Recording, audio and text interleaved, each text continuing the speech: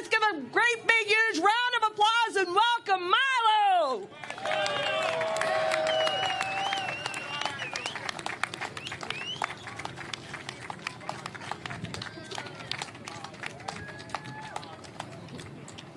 He brought the cavalry. I love Milo, darling. We love you.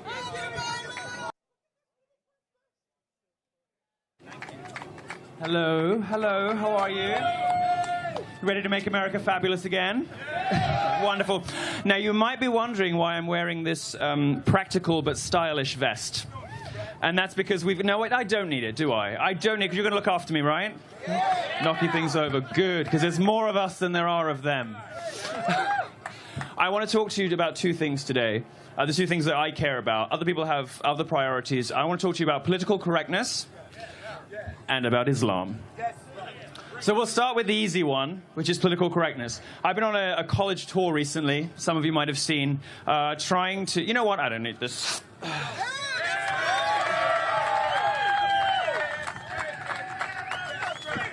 They don't scare me. I think they're up there being blocked by police horses, you know? The left don't care about people, but they're not going to go up against animals. All right. Oh, you know what? I forgot a few apologies today. I was supposed to pass on some apologies. One from Glenn Beck, who couldn't be here. Thank fuck for that. You know, I never realized why that Cheetos thing didn't make more of a fuss, and I realized it's because his whole audience is over 70. They literally couldn't see what all the problem was about, you know? I think it's the cataracts. No, and of course the midgets of social justice who haven't shown up today because they're lazy and boring. Apparently they're being shipped in tomorrow. Speaking of midgets, Ben Shapiro... oh, stop it. Behave. Ben Shapiro, nowhere to be seen, which is sad, I hope he comes home soon. Come home, Ben. Well, you can say that, I can't. Well, of course I can. All right, I want to talk to you a bit about political correctness. Political correctness, a lot of people imagine, is not a particularly serious thing. They think that it just means, oh, the left is getting upset today about another word. But political correctness kills. Political correctness killed at Sandy Hook. People knew about this guy. They knew what he was about, they knew what he was up to, and they were worried about saying anything for fear of being branded racist. Political correctness killed a little more close to home for me. Oh, look, there you are. Thank you. Little rainbow flag up there. Gays for Trump. Party tomorrow night. You should come. Thank you, Angel. I know. I'm overburdened with modesty. Political correctness killed a little closer to home in Orlando, too. Political correctness killed in Orlando because this guy wasn't apprehended soon enough. He was on watch lists and sprung off them. He had a job where co-workers didn't report him, and if they reported him, management didn't do anything for fear of what? For fear of being seen as racist or Islamophobic. Well, there's no such thing as Islamophobia. It is perfectly rational to be terrified of them. And we'll get onto that in a minute. But political correctness isn't just an annoyance. It's not just something that irritates journalists. Political correctness is a disease that is now killing people. Political correctness is something that at Breitbart we try to fight every day. And I try to fight it by calling myself a dangerous faggot, and in other ways trying to... So it shouldn't be as funny as it is. I mean, these people give these words meaning. I don't know why. I try to fight it by being as outrageous as possible and as offensive as possible. And they tell me I can't swear. I'll come up and say, fuck, shit, cunt, bollocks. I only did that because they're live streaming it on Breitbart, and half the readership are going to have a heart attack after that. But I also try to do it for a reason, and that is that there's a significant risk if Hillary becomes president. And I say this as a Brit. I say this as a sort of warning from Europe, if you like. There's a significant risk that if America falls, the rest of us fall. And not just because of the Islam problem, but also because in America today, and I came here imagining this country was going to be the land of the brave, home of the free, all that kind of stuff. I imagined that the universities here, which is where all this stuff begins, were going to be the freest places of all. I thought, where in the world would there be a more open, welcoming marketplace of ideas than on American university campuses? And I found out, actually, that ordinary ideas, regular opinions that everybody here holds, reasonable mainstream views, concerns, anxieties, were being branded racist and sexist and homophobic and transphobic, whatever that means. And I It's a brain disease. Just stop pandering to it. But I realized that something more worrying was happening. It wasn't just that people's language was being policed, but also that the acceptable limits of thought and expression were changing too. And so, you know, I'm a Brit. I don't really get to tell you who you should vote for president. But I can tell you, as somebody who appreciates the First and Second Amendments, and they're both awesome, that America really is a guiding light for the rest of us. America is the gold standard for the rest of the world. We look up to you, we're grateful to you, and we rely on you. And it seems to me, as an outsider, and you can take this or leave it as you please, but it seems to me as though the political left in this country is trying to destroy all of the things that made America great. It is trying to undermine the basis of the Constitution. It is trying to undermine the central importance of freedom of speech, freedom of expression, freedom of thought. It is also trying to take away your guns. We don't like that either. And that's a problem for the rest of us because, you know, like it or not, and America gets a bad rap in the rest of the world, we look up to you guys. We look up to you because although you're a young country, you stand fast on principles the rest of us have forgotten. In Scotland, in the United Kingdom, I could be arrested for being offensive. I'm officially illegal in Scotland. In the UK, in Nottingham, it's now an arrestable offence to be a misogynist. Well, you might think, well, who wants to go around being mean to women? But that, of course, is in the eye of the beholder, and the definitions of these things are always defined by the left.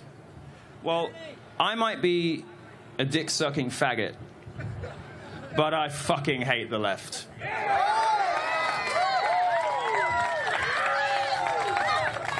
They do not represent me. They do not represent you. They do not represent tolerance. They do not represent understanding. They do not represent diversity, any of the things they claim to care about. The left in this country is a cancer that you need to eradicate because it is undermining the fundamental principles on which this country was founded and for which everybody looks up to you guys. I saw you on the internet. You're the bass black guy, aren't you? You're excellent. We like you. You know, you're getting famous on the internet. You don't know this because you've been standing here sitting at the stage. Yeah, you've become a meme, sir. They're calling him the bass black guy.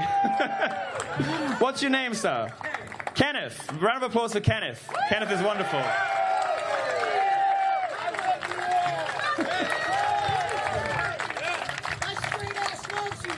Something good has happened recently. And that is that the left has realized that groups it thought it had in the bag, it doesn't own anymore. It does not own homosexuals anymore. In the last election in the UK, 50% of gay men said they were going to vote for Conservatives, which is our right-wing party. The left-wing press went nuts. They almost said to themselves, how dare you be such ungrateful faggots? But of course they wouldn't use that word. Well, whatever the left might have done for us in the past, it now works actively against our interests. It is my responsibility as a gay guy in public life to push the limits of what can be thought and said. It's my responsibility to test what I can get away with, to be transgressive, to be naughty, to be mischievous. And today in America, that means being right-wing. Isn't it remarkable that in just 20 years, punk, the spirit of dissidence in this country, has gone from being a far-left activist to wearing a MAGA hat. That's right. You want to be an insurgent these days, you've got to be a conservative. So as somebody with a naturally contrarian personality, I had no option but to be a fan of Daddy. And it seems to me that Donald Trump, for all my endorsement is worth, is best placed to end the cancer of political correctness in this country. Now, other countries have been founded on other things in history, and normally they are founded on other things. Normally they're founded on race, they're founded on geography. And that normally leads to bloody conflict. Europe has a spectacularly bloody history behind it, thanks mainly to the wrong sort of nationalism, thanks to all sorts of other founding principles for countries that maybe aren't as good as the founding principles here. You don't want to lose what you have, trust me, because I, in Europe, am living it. Let me tell you, Donald Trump, and you may not agree with everything he says, you may not even particularly like the guy. It's okay. I happen to. Donald Trump is the best chance America has of undoing this.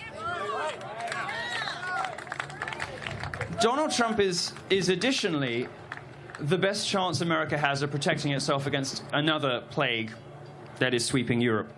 It's something we just saw in France. It's something you had a taste of in Orlando. It is something that has completely overtaken my hometown of London to the point where I don't even really recognize the town anymore. And that's the spread of radical Islam. Or I'll be more blunt about it, the spread of Islam. It seems to me obscene that the political left, and Hillary is a part of this problem, is happy to pander to and mollycoddle people who want me dead. People whose beliefs and value system are completely incompatible with the American way of life. And I'm tired of being polite about it. I'm tired of making pointless distinctions between Islamist, radical Islam, jihadis. The problem is Islam.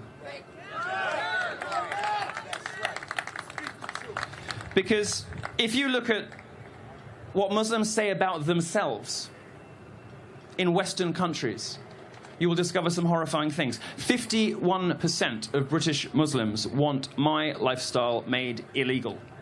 Now, many Trump supporters, many Republicans have their own challenges with the gay thing. I am among those people. But there is a world of difference between refusing to bake a cake and opening fire and killing 50 people and wounding another 50. My experience of Christianity has been compassion, love, understanding, and kindness. My experience of Islam has been bloody and terrifying. And it's time for us to be honest about it. And if Donald Trump, as the only candidate for president, not just the only person still running, but the only person who was ever in the running this cycle, is prepared to do something about that, if Donald Trump is prepared to get a bit tough, I'm all for it. And I think you should be too. And I think that you should stick up for your women, and I think you should stick up for your gays, because you might be a church-going Republican. I have nothing but respect for you. And you know, you might not be totally down with the gay lifestyle, but we're your gays, not theirs. You know? And I would encourage you to remember, and I'm going to leave it with this, I think, that this is the only country free from this in the West right now. And you're lucky because you have an ocean between you and the problem. So when you hear people saying the problem is Islam, it's like, how could he say that? That's an awful thing to say. It's just stoking hatred. He should be arrested. No, I'd quite like to live, so I don't want to live in a street like that.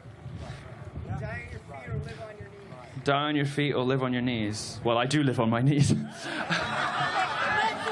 But that's all right. That's all right. As long as I'm not facing Mecca, I'm guessing I'm all right with you guys. I mean, I might have been by accident. You know. I don't think God would mind. I was calling his name the whole time. I'm sorry. That was too far. Don't encourage me. What I want you to take away from this is America is a young country, but it's founded uniquely on principle. Those principles are at risk. And in this election, a choice between what many people consider to be imperfect candidates, and there's a perfectly respectable point of view. Donald Trump seems to me to be America's best hope. He seems to me to be the best chance America has of smashing political correctness, which is not just an annoyance, but something deadly. Donald Trump seems to me the best opportunity, the best chance you have of resisting Islamization. Canada is over. It's done. And they're going to be coming over the border from there to here too. There is nothing wrong, there is nothing racist, there is nothing backward about wanting control of your borders. You are listening to Milo Yiannopoulos, the editor of Breitbart's Tech Vertical, speaking live at Cleveland, Ohio, at the Republican National Convention.